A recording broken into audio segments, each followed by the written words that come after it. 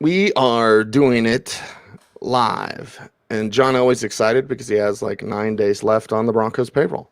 No. And then he can be like, I'm out of here. Yeah. I always Loosen love up. when fans are like, it's Elway's fault. Get him out of here. I'm like, this is the last year of his contract. Like, he's on Lake Tahoe. Yeah. He's been on Lake Tahoe most of the year. Like, what are you doing? Anyway. All right, let's dance like John in 3, 2, 1. Okay, Bloom, this is going to be a weird waiver wire show because the games are still going. We still haven't finished week 15, so we're going into week 16. So before we get into the positions, and we do have Dr. Gene's injury information. It's at footballguys.com. There's no audio of it, so we're just going to kind of talk about the positions, any sort of injuries that you might be looking at. But how have your leagues treated this? Because I know in my main league, we actually moved waivers back to tomorrow. Mm-hmm. So Wednesday will be when the waiver wire runs. Yeah. It's interesting. It's weird. We're kind of sticking and moving here with the COOF going through, and then the NFL changing their policy, which has made a lot of players mad. Anyway, Bloom, don't get me started on that again. How are your leagues treating this? Because it is going to be very interesting. We're doing a waiver wire show, and the week isn't even done. Yeah, as far as I know, nothing has changed. Most of my leagues are Wednesday waivers anyway. I'll have to see about the few that do Tuesday waivers. But and I also don't know about league software, if league software requires all the games to be done.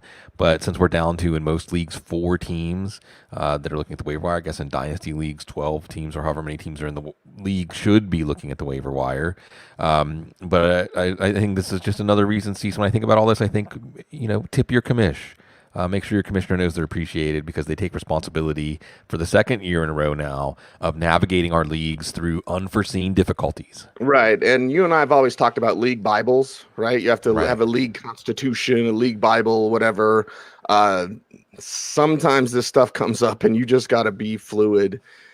Because I know a lot of there have been some fantasy GMs in the past in my interactions as commissioner where they'd be like, well, this wasn't in the rule book. I'm like, well, we've just encountered this for the first time. What was it? Wasn't there a Washington tight end that got like not suspended at the end of the year, but they just like deactivated him basically? Right. Remember that was like 10 years ago, 15 years ago, whatever. And he was on my team, by the way. So I just didn't have a tight end because our waivers were closed. You know what I mean? So I kind of bit the bullet there because we'd never experienced that as a league. Been playing since 93, and that's just something that we had to write into the league constitution. So I guess be fluid, Bloom, is our best piece of advice. Yeah, and you can always put a clause in your league constitution that says when like the commissioner may adjust rules in the interest of competitive balance. Give the commissioners more of a broad-based power to react to these things and not get things hung up in, well, we don't have a rule for this scenario, so everyone's going to argue about it and nothing's ever going to get resolved. Right. Okay, well, with that being said, again, as we go through the positions, Bloom, because we're just going to do positions at a time, we can bring up some of the injuries that you would be concerned with if you'd like, because, again, we don't have the Dr. Gene audio. So, anyway, kind of a weird week. Maybe your waivers aren't open yet. Continue to watch footballguys.com, for all of our updated information this week. I know tomorrow we're going to have a full preview show, that will do all the games because of Christmas travels and holiday travels and all these sorts of things. So everyone stick with us during these next couple of weeks. If you've made it this far, we're still here for you. We just got to stick and move a little bit. So let's do that with the quarterback position. And, well, Tyler Huntley, if he's out there, 50+%, that's the guy that everyone's going to want to get. If you haven't picked him up already, we've been talking about him, Bloom. Cam Newton out there as well. Jake Fromm in deep leagues. And yes, Drew Lock, very, very deep leagues, as he will play. He will start against the Raiders. That is confirmation, even from Vic Fangio. Yeah, I think with Tyler Huntley, the difficult part of the calculus here is whether Lamar Jackson's going to return. And maybe how well Tyler Huntley's playing could change that. But I still think the Ravens, in the massive game against Cincinnati this week, are probably going to err on the side of playing Lamar Jackson. Now, Jackson could always aggravate that injury. And you just want to make sure that Tyler Huntley is safe on your bench and not going to hurt you if he is still out there. Cam Newton Well, here comes Sam Darnold lurking. So will Darnold be back this week? I don't think so. Cam Newton against Tampa Bay. This is the same kind of idea where, hey, he's had a rushing touchdown in every game he's played in this year.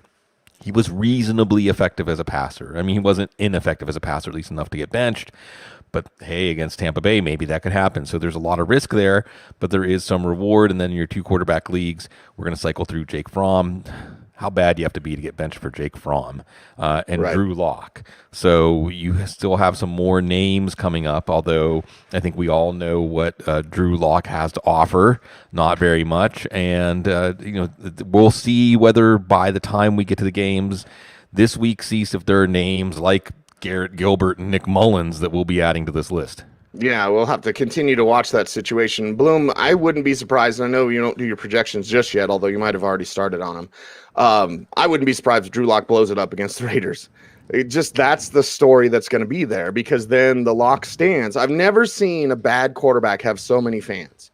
I've never seen it. Like, you usually, and maybe it's just Broncos fans. And Bloom, you could tell me that, but I deal in a Broncos world, and it is a Broncos show, where they're just like, he's the guy, he's the man, and they don't like him, and they don't trust him, and they got to get him a shot. And I can just imagine, you love narrative.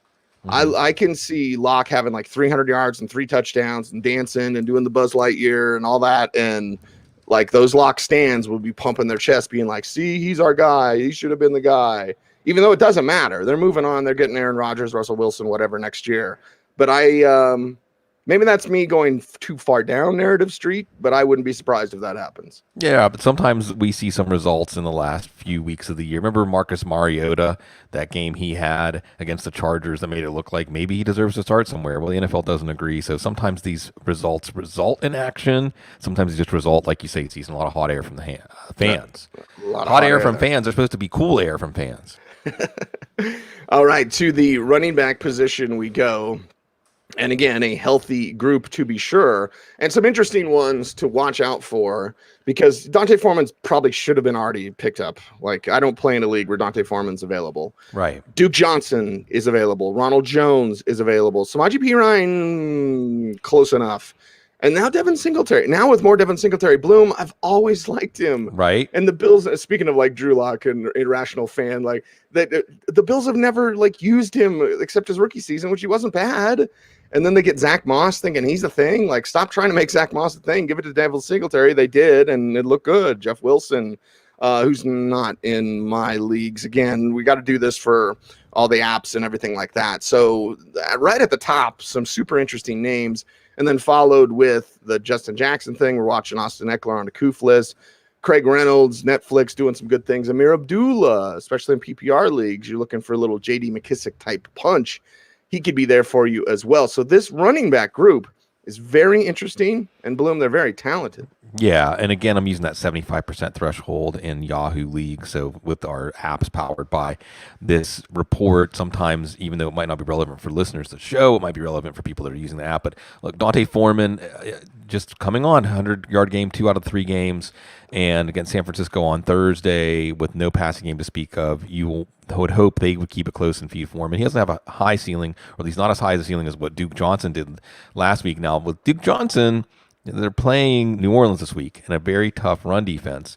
And Myles Gaskin is also a good receiver out of the backfield. So we're not quite sure how this is going to level out, but he's got momentum. Number one priority this week has to be Ronald Jones. Has to be. Has to be, because he looks strong, he looks swift, and he is at least starting this week, maybe next week.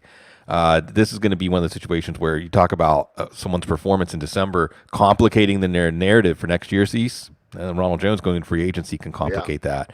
Yeah. Samaje Perine, we'll see about Joe Mixon. Still waiting for some more news on his injury. Perine would be a 3-down player against Baltimore, who does have a pretty tough run defense. Of course, you're going to go after Baltimore's secondary right now. Devin Singletary is, the starter, 22 carries. And Buffalo establishing the run, truly establishing the run with Devin Singletary against New England. I think it's something that they need to do. They established the run with Jeff Wilson. Now, Elijah Mitchell could be back Thursday. This is a game time decision at best. We may have him ruled out before the game. Now, if he's back, then Jeff Wilson, this is like a Duke Johnson thing where you're just picking up Jeff Wilson to see what happens because he's coming off of a good week. You're trying to capture that momentum. Amir Abdullah, See, so we were going to rank these guys just for viability this week. Amir Abdullah might be the best play in PPR leagues simply because Carolina's not going to be able to run the ball in Tampa. We're not going to see a lot of Chuba Hubbard. You are going to see a decent amount of Amir Abdullah, who scored on a catch and run touchdown against the Bills last week. Justin Jackson, and he's vacillated between 50+%. Like, if we knew Austin Eckler was out, because Austin Eckler is not on the COOF list. Adam Schefter said he is. Then we get reports from NFL Network that he's not, because he's vaccinated and not symptomatic. Look, all I can say is we don't know. So Justin Jackson's a priority. If Austin Eckler ends up on the COOF list and ends up missing this game against Houston, Justin Jackson for this week is a smash spot. Josh Kelly fumbled at the goal line last week. Of course, Larry Roundtree will probably get activated, but I think it's Justin Jackson's show and a good offense against the Houston Texans. But at least as of right now, it looks like Eckler is on track to play. Craig Reynolds drops down to 1%, even coming off of a 100-yard game, because Jamal Williams was activated, because Jared Goff is on the COOF list. We'll see about that. I'm still trying to navigate through these new COOF list rules, Cease, but I believe that if a player ends up on the COOF list, it means if he was either unvaccinated, which extends the timeline to return, or symptomatic. I believe they're not testing vaccinated asymptomatic players, right? If you're not showing symptoms, I believe, now again, we're learning this stuff as we go. I believe that's correct. So if a player ends up on the COOF list, that means they're either unvaccinated or symptomatic, because they would have had to have gotten tested. I think that in Austin Eckler's case, it may be that he's a vaccinated close contact. Again, this is the confusion, mind-blowing, trying to keep up with all these things. Right. But really what we want to be on top of is the likelihood of players coming back for the game when they're put on the COOF list, the likelihood of players ending up on the COOF list now under these new rules. We're still navigating that, but I know this. If Jared Goff is not starting for the Lions and it's a running back by committee, then I don't really want anything to do with the Lions running back, even against the Falcons. Even against not so hot Atlanta? Yeah. Mild Atlanta? Yeah, and our man Unite was like, how's it go from getting put on the COOF list and taken off? It's like, it's like the NFL might not even understand the rules. The NFL might not totally understand the rules that they just put into place and have to be reminded, no, that's actually not the rule we just passed. Right. So, I mean, there might have been working with the old rule, and then someone had been like, well, wait a second, he's got his shots, so he's fine. So then he's not on the list. Like, I don't know. I got a headache. Yeah. I like doing this show, Bloom, until we start talking about the COOF list. Yeah. Anyway, let's move on. And again, you want some injury information, check out Dr. Gene's injury report at footballguys.com. And we go through to the wide receivers. And speaking of the COOF, and if you think there's only 3, well, I want to live in your fantasy land. Here's Antonio Brown. I would put the number, I wouldn't say, and the 1,500 players, I wouldn't put it at 300. Wouldn't surprise me, though. Yeah. I mean, 30, sure. It's not 3. Trust me, it's not 3. So anyway, Antonio Brown, they go from, Bruce Arians said, like, we may release him. That all things are on the table. Right. Based on what he did, and it's a federal offense. I don't know why that's not. Anyway, Bloom. So what is it? A federal offense? Oh wait, it actually is a federal offense. Yeah. So, okay, it's Antonio Brown on work release, 50+%. Gabriel Davis, 50+%. And so happy to see with Gabriel Davis, man. That's a guy that's worked his ass off behind the scenes and has really thrived and flourished anytime he's gotten the opportunity. So just give him more opportunity. I love E gonna do E. He's a buddy of mine, but could have just went with Gabriel Davis the whole year.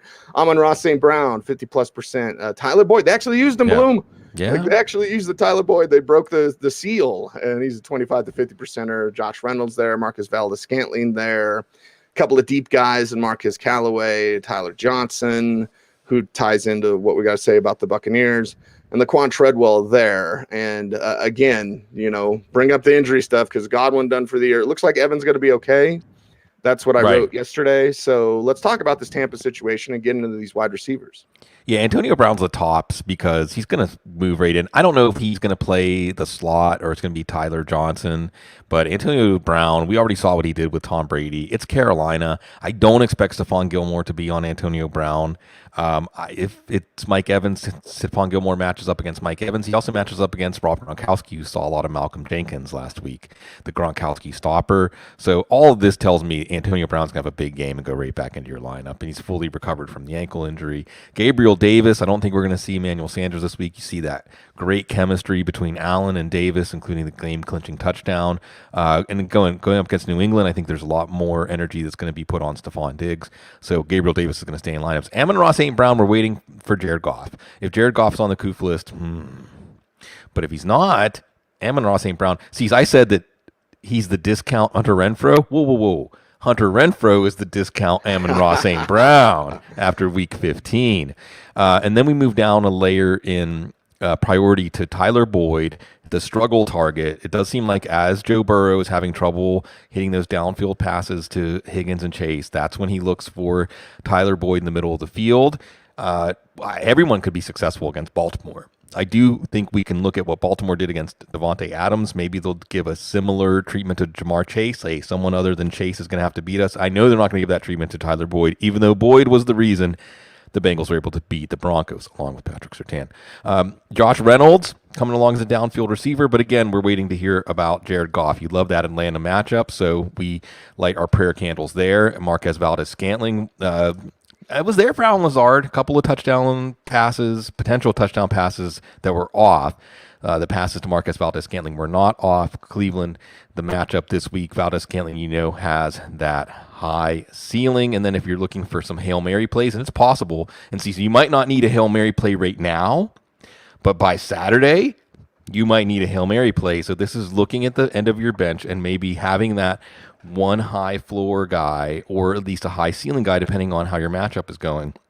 Tyler Johnson could be that guy if we hear that he is in the Chris Godwin role. Laquan Treadwell, is that 4 straight weeks, I think, of at least 4 catches and 53 yards. So he's actually a safe play, and it's the Jets. Watch, he'll have 1 catch for 12 yards. But it looks like it's been building to that for him. And then Marquez Callaway, who had a 100-yard game with Taysom Hill. How hard is it to have a 100-yard game with Taysom Hill unless you're Michael Thomas, right? New Orleans it's against a lot of Miami. Work. It is a lot of work. New Orleans against Miami this week. Again, I think New Orleans defense, front forward, Taysom Hill, don't turn the ball over. Maybe a few more plays designed to get the ball to Alvin Kamara's hands in space. I don't know. He's pretty good, I've heard. But it looked like Taysom Hill was favoring Marcus Callaway. We're favoring the tight end position. And again, looking over the tight ends that you get, Bloom, it's a small list. Yeah. It's a smaller list, but there are some impact guys. So if they are available, Jared Cook, Hunter Henry, Albert Okwuegbunam, James O'Shaughnessy. Yeah. And what do we have? Bevel giving up play calling duties to Brian Schottenheimer? Right. Yes, Brian Schottenheimer. Yeah. So, and again, maybe it's me, Bloom, because I loved Trevor Lawrence in college. So maybe I'm trying to dig and find and be like, and then this week he'll show something. Like even during Peyton Manning's dog trash rookie season where he set the rookie record for interceptions, you still saw flashes. Not every rookie quarterback's going to be Cam Newton or Andrew Luck. We understand that. We know that. But at least there's flashes with these guys. And with Trevor Lawrence, I can count the flashes on the one hand of a bad woodshop teacher.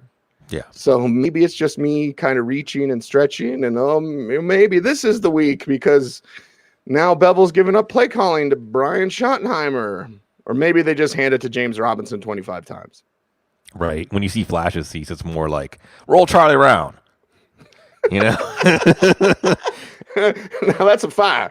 That's a fire. God bless lighter fluid out of here. Give me some gasoline. That's not a flash. Trevor Lawrence is on fire. Somebody put him out. So, yeah. Look, tight end, picking a tight end if you don't have one of Mark Andrews, George Kittle, Travis Kelce, even Kyle Pitts at this point, you're definitely playing and so on. The guys that we know you're going to play, Mike Gesicki, even Dallas Goedert. We'll see what he does today. Tuesday, evening football. I don't want to say you're on your own, but trust your gut. Okay, I'm throwing some potential names out there. I know in the chat room, folks are saying, "Hey, CJ Uzomah, you just put it up on the screen. See, CJ Uzomah had a big game against Baltimore first time around. Why not? I mean, you're going to attack any part of that pass defense. Cole Kmet actually got a lot of targets last night.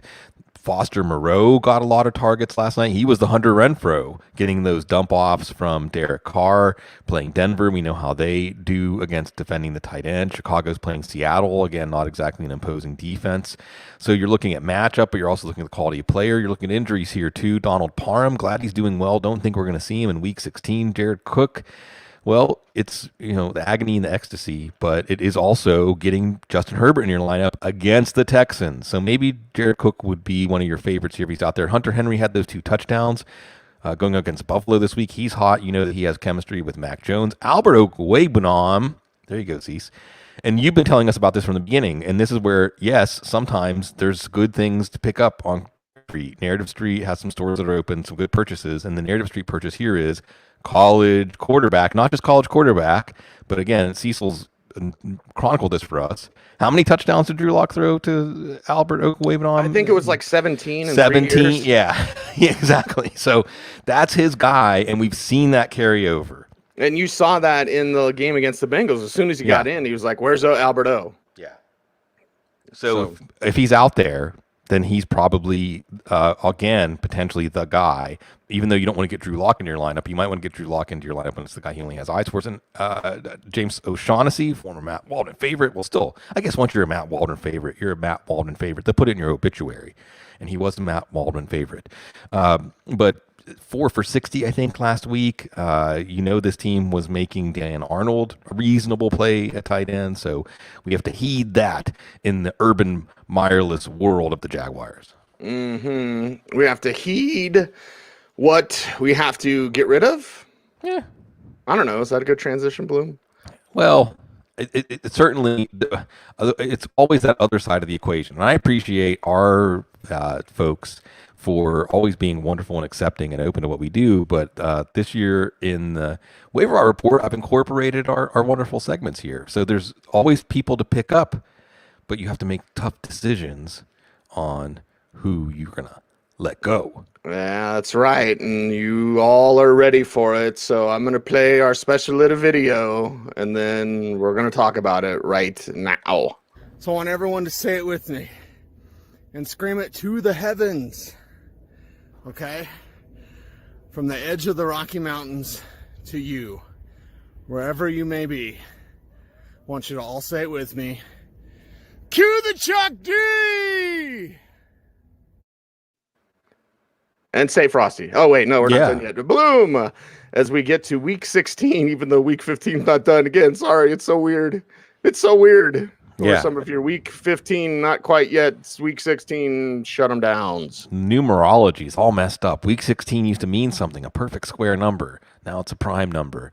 Carson Wentz, after what we saw, no thanks. Teddy Bridgewater, that one's sad. Ben Roethlisberger, the Ben Roethlisberger Sandlot offense, not exactly coming through. Tua Tagovailoa, it was the Jets, man. It was the Jets. No thanks. New Orleans, Tennessee coming up the next 2 weeks. They're going to be tougher defenses. Tua was not sharp. Josh Kelly, not happening there with his fumble at the goal line. Chuba Hubbard, they're playing New Orleans and Tampa Bay. No thanks. The running game is not going to get going there. Michael Carter, we were waiting for nothing. Myles Gaskin, and maybe it flips. Maybe Myles Gaskin gets more snaps and touches this week. But again, in those matchups, and I suppose a good receiving running back is better to have against New Orleans and Tampa Bay than a running back who grinds it out on the ground. Either way, I don't think it's going to happen. We look ahead to wide receivers that we're going to shut them down. Chris Godwin, that's so sad, man. You never, ever want to see a player on a franchise tag. You don't want to see anybody go on with a season-ending injury. Right? I still think he's going to get a big contract, even though the beginning of next year is totally up in the air for him because of the timing of this injury. I still think with his the width and breadth of his work, he'll get a big contract. Maybe I'm pie in the sky guy, but I'm hoping. Kenny Golladay got a big contract. Then even a banged-up Chris Godwin had Julio Jones. Ugh. We end up at the same place. Jerry Jeudy, no interest there. Actually, we were not really much interest anyway, but now with Teddy out, no thanks. For turning our roster at tight ends, I guess Brevin Jordan. Didn't play. Active and 0 snaps. Gotta love when that happens. Well, speaking of love, there are some players, you made it this far and you're on that championship run and you're like, just give me a couple of more weeks. Give me a couple of more weeks. And I just love you so much. And that's why you have to hold on. And Bloom in week 16, not quite yet, week 15 or whatever, or some of your hold-ons. Yeah, and look, this is the point, and I really want to encourage folks to do the sentimental fun part of fantasy football because you're running your own fake football team. So if you want to hold on to somebody, if you're at this point in the final four of your league and you want to hold on to somebody so that they can get a ring, I'm all for that. I'm all for anything that extends the simulation of this is my team. I am the GM. I know better. Hold on to Taysom Hill. I'm going to hold on to Taysom Hill because even though it was rough last week, it could be rough this week also. Maybe in week 17, it's funny. The better the New Orleans Saints defense is, the worse Hill is a fantasy play. But against Carolina in week 17, maybe that could be a Taysom Hill game as that team is starting to mail it in. So I would err on the side of holding on to him. I would err on the side of holding on to Leonard Fournette.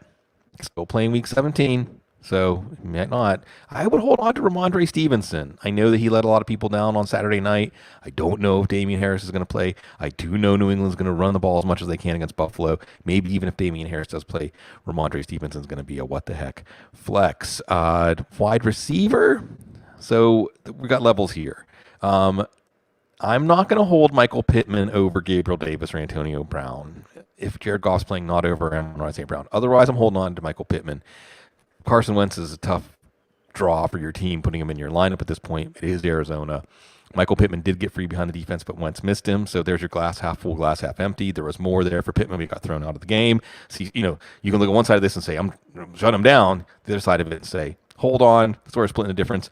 And still maybe as a desperation play, I'm going to hold on to Chase Claypool. So I might drop Chase Claypool, say, for Tyler Boyd or Marquez Valdez-Scantling. But I'm going to hold on to him as a desperation play. I'm going to hold on to Allen Robinson as a desperation play. I'm also going to hold on to Brandon Ayuk unconditionally as a what-the-heck flex, even though he wasn't doing as much with Deebo Samuel running more routes. It is Tennessee's secondary this week. At tight end, probably going to hold on to Pat Freiermuth. Probably not going to play this week. Second concussion in under a month. But if he can get back for week 17, we know that Ben Roethlisberger is going to continue to target him, and they're going to play Cleveland.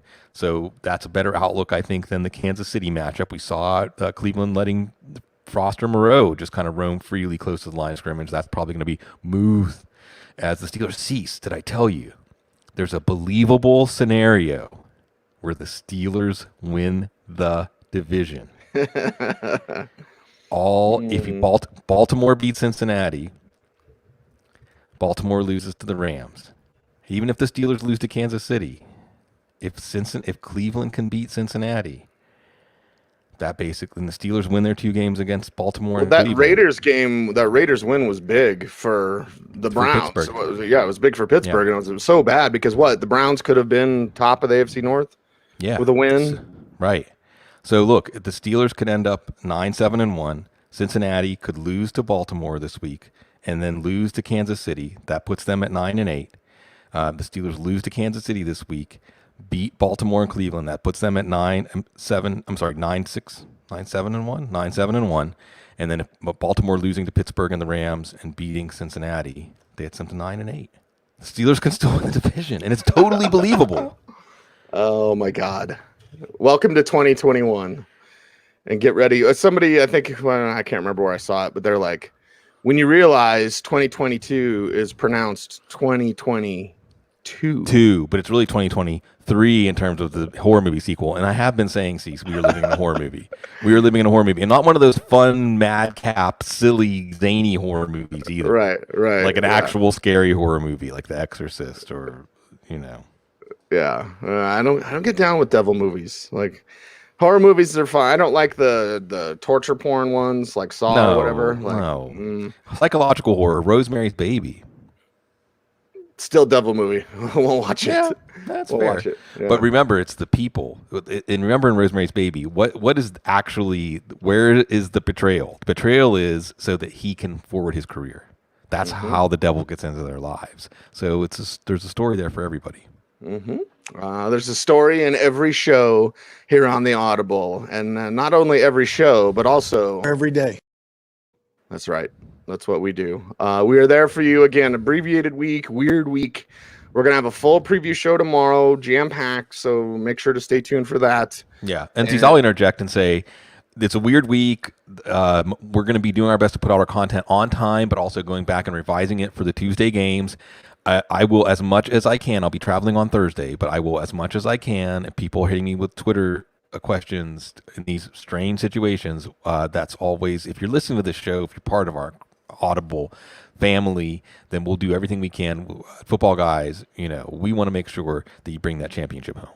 Why are you holding a ruler?